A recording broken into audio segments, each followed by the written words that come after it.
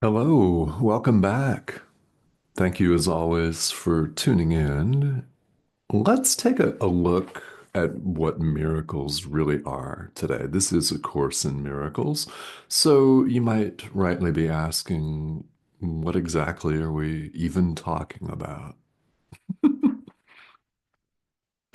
That's a really good question.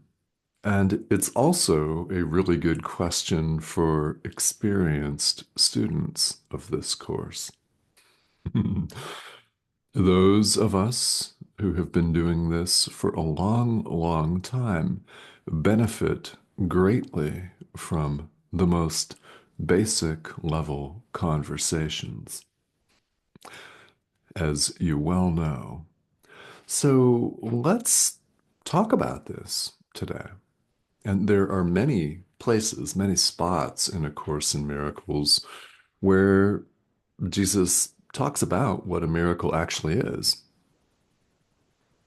And what we commonly think of here in the world is that it is some kind of feat to dazzle and amaze all of the onlookers and some sort of special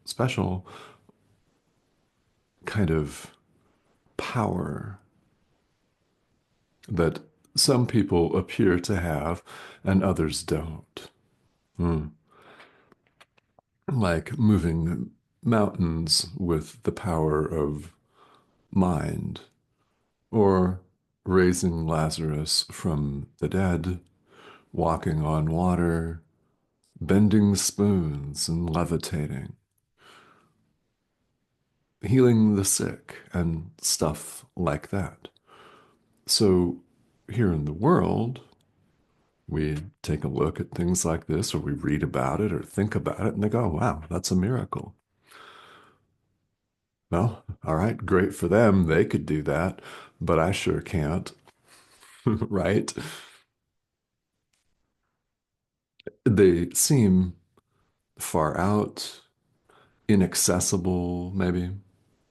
I mean, it looks like there are certain select special people that can do it and others can't.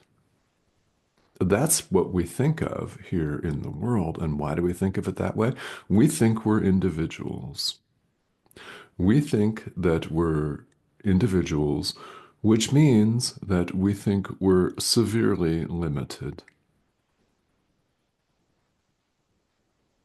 So we're conditioned through absolutely no fault of our own to think that we're part of this thing called Homo sapiens sapiens, a species, because we look a certain way and we appear to have certain physical characteristics and DNA composition and stuff that appears to be different from other life forms, DNA composition, and so on and so forth. We think we're individual human beings, and well, that's the way we've all been brought up and indoctrinated repeatedly over and over. Yet here you are, knowing there's more to it than that.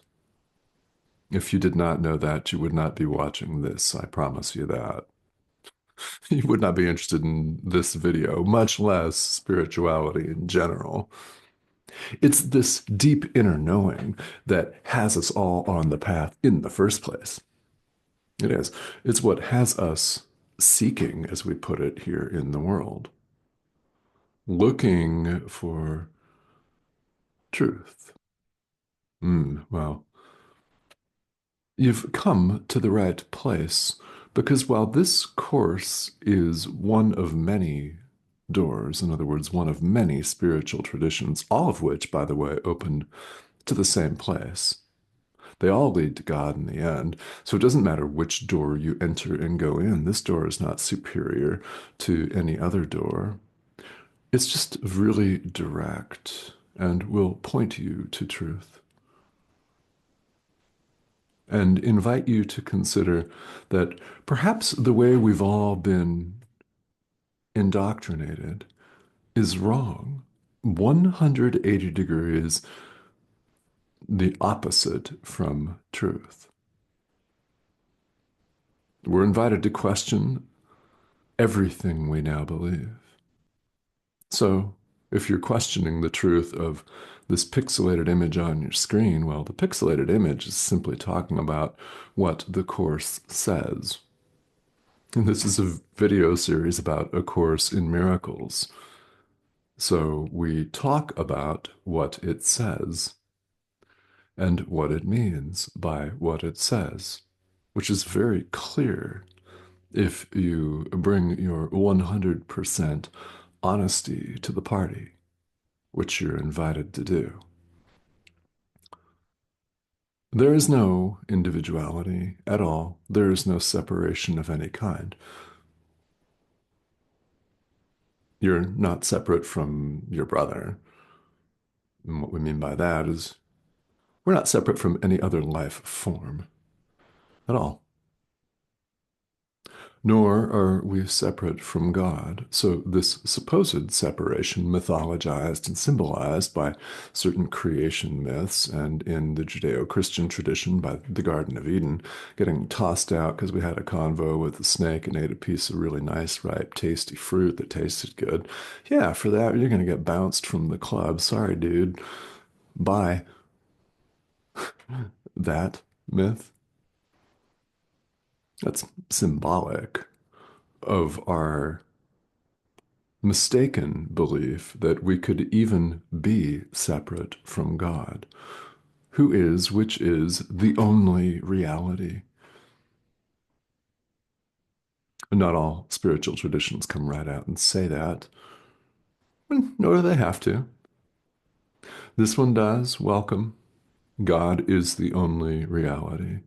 All else is illusion. Individuality is illusion. God is one, whole, total. And you might rightly be thinking, okay, well, where does that leave me? And we think that way because we've been conditioned to think that we're individuals, that we're an ego,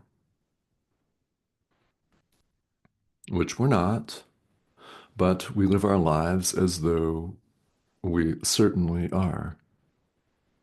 And everything that we see with the body's eyes appears to reinforce that. Everything we read on social media, well, almost everything, appears to reinforce this separation, and it's enforced and reinforced and just put there, and we take it for granted, thinking it's reality, yet knowing deep down there's something wrong with it. It's not real at all, which you do know. So welcome again. You do know that. I know you know that. Doesn't mean that you have to acknowledge it. You can say, yeah, dude, you're wrong. Fine, no problem, right? We all have the choice in the present moment to continue to think that we're an individual self-sustaining survival unit or to recognize our perfect oneness. Your choice, right? So, what we don't realize here is when we think we're individuals and we lash out, when we judge, in other words, when we blame somebody else for what we think of as our situation, our lot, our plight in life, when we lash out at a certain person or a group of people or a government or a political party or our boss or our corporate hierarchy or whatever, whatever that may look like, when we do that, we don't recognize when we lash out and judge. Doesn't mean you have to verbally get into a spat with anyone. Doesn't mean that physical violence has to result, though that's certainly possible. In extreme cases, it even leads to war. But the damage is done in our mind.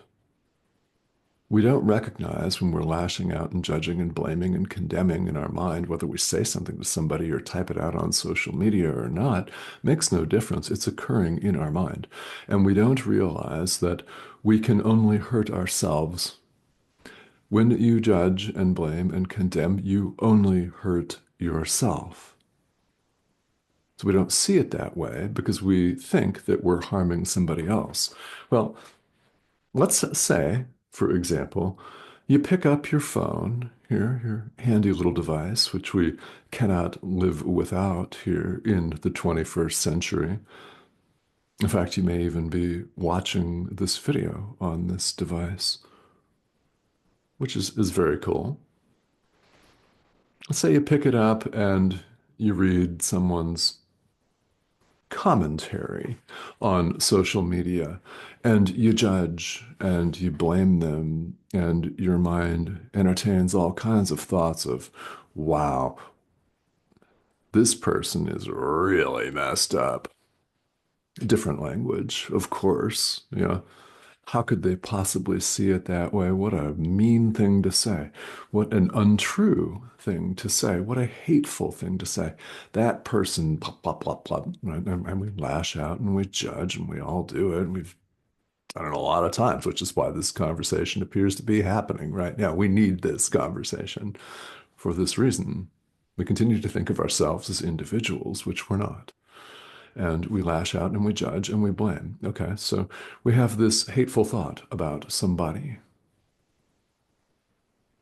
So we think this thought in our mind. What then? Where does this hateful thought go? And the other person that we're blaming doesn't know anything about our hateful thought. So we could say that it's not really having an impact on them, yet where is this thought? It remains in our mind. Our hateful thoughts remain in our mind. And when we all get together and do this, here's the problem. Mind is unlimited. It is not parsed out into individual entities. There appear to be 8 billion plus human bodies running around, and we think, and erroneously, incorrectly, that there are 8 billion plus minds. Oh no, there's one mind. It is unlimited. So when we have a hateful thought, it affects us all. Thoughts remain in the mind of the thinker. Another way the Course famously puts this is, ideas leave not their source. Your poisonous thoughts remain in your mind. You can only harm yourself by them. You're harming yourself. And we don't realize this because we think that we're assuaging our guilt by putting it off on somebody else.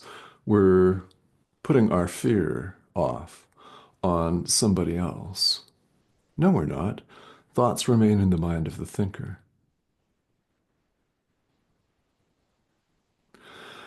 Now, here's the good news. Our loving thoughts also remain in the mind of the thinker. Your forgiveness benefits yourself, but it benefits everyone too, right? There's only one of us, yes? Thoughts remain in the mind of the thinker. Your loving thoughts, your forgiveness thoughts stay in the mind, their source. They stay there. So which would you rather have? Hateful thoughts or loving thoughts? Thoughts remain in the mind of the thinker. Ideas leave not their source. We can't eject our thoughts outside our mind. That is not possible. So will you fill your mind with attack and hatred, judgment, guilt, fear, and blame, or with joy, with oneness, love, forgiveness, and peace? That's our choice in the present moment. It's powerful and it impacts everyone. And we see examples in the world of lots of people getting together and having hate thoughts. Pretty soon there's a massive conflict going on. Now, what if we all got together and really practiced true forgiveness? What if we extended love? What if enough people did that? Hmm? Well, what we can think of is okay, well, that sounds really great, fantastic. Yeah, it sounds all well and good. These other people aren't going to do it. Maybe not, but you can. You can. Start right now. Miracles are far more accessible than we imagine them to be. A few minutes ago, we talked about what people commonly consider a miracle, and then we consider that, okay, well, Jesus can do that. Great, fantastic. Somebody else can do it. Yeah, fabulous. I can't. Of course you can. Here's what a miracle is. It is a change in our mind. It's a change in purpose from hurt to healing. And that is it. It is a shift, however small it may appear, from hurt to healing. It is a change of purpose. Do you wish to exclude and condemn, or do you wish to heal? To recognize our essential oneness, our wholeness.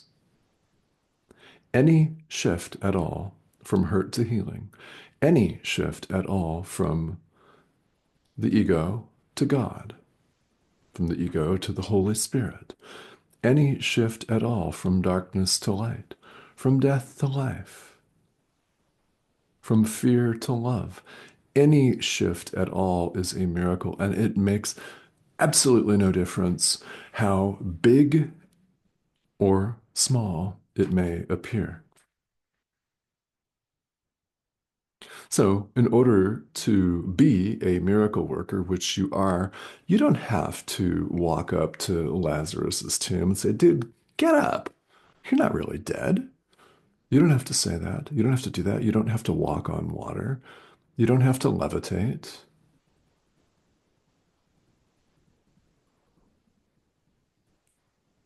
Miracles are shifts in purpose in our mind. And it can be as minute on the surface of life as smiling at your neighbor. It can be a simple loving gesture or a loving thought, even. That is just as powerful as raising the dead. That is what is meant by the very first sentence of chapter 1 of the text. There is no order of difficulty in miracles. They are all alike. They are all alike.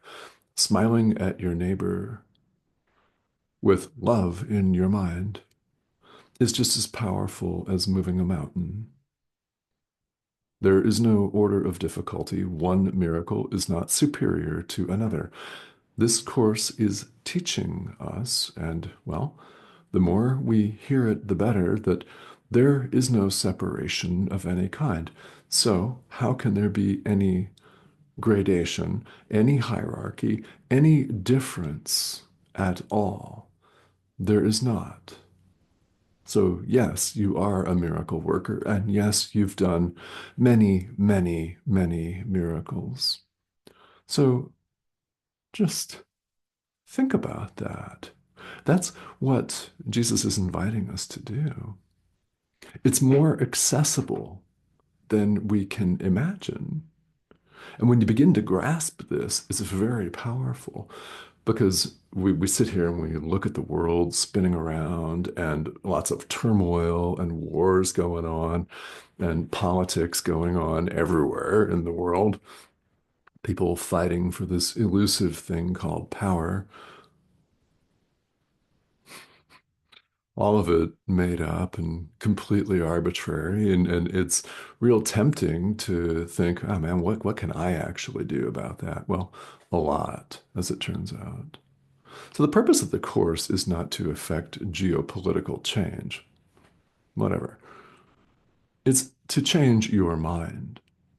This course is not about effecting change in this world on the level of form in the dream, because it is a dream. It's not about being more cushy and comfortable in the dream. It's about waking up from it to the truth of who, what, and where you are. And you do know that. You do know that. We all know that. That's why we're drawn to spirituality. And of course, there are many traditions that appear to say many different things. All these roads lead to the same place because there is no place else for them to appear to go. God is the only reality. Happily, you're not an illusion. Physical body, yeah, illusion. For sure, it's not you. You know that.